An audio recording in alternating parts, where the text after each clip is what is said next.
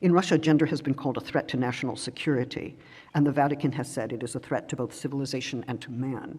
In conservative, evangelical, and Catholic communities, gender is taken as a code for a political agenda that seeks not only to destroy the traditional family, but to prohibit any reference to mother and father in favor of a genderless future. In recent US campaigns to keep gender out of the classroom, gender is treated as code for pedophilia or for a seductive or indoctrinating pedagogy that teaches young children either how to masturbate or how to become gay or to do both at once. This argument conveniently forgets the long-standing and hideous history of the sexual abuse of children by priests, subsequently exonerated and protected for their abuse, reports of which continue to accumulate daily.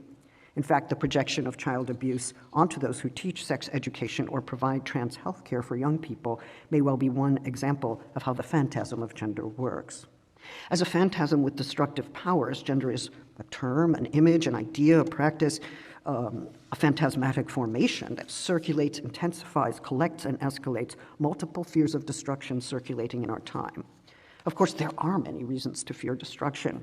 There's climate destruction, forced migration, lives imperiled and lost in war. There are neoliberal economies that are depriving people of basic social services they need to live and thrive.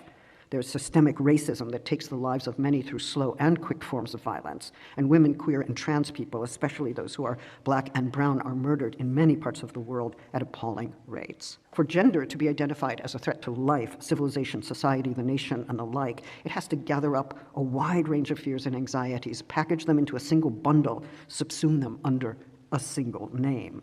And as Freud taught us about dreams, whatever is happening in phantasms such as these involves the condensation of a number of elements and a displacement from what one does not want to be seen or named.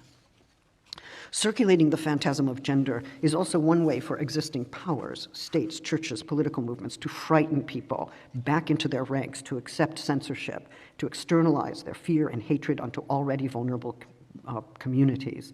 They not only appeal to existing fears that many working people have about the future of work or the sanctity of their family life, but they incite that fear, insisting, as it were, that people identify gender as the cause of their feelings of anxiety and trepidation about the world.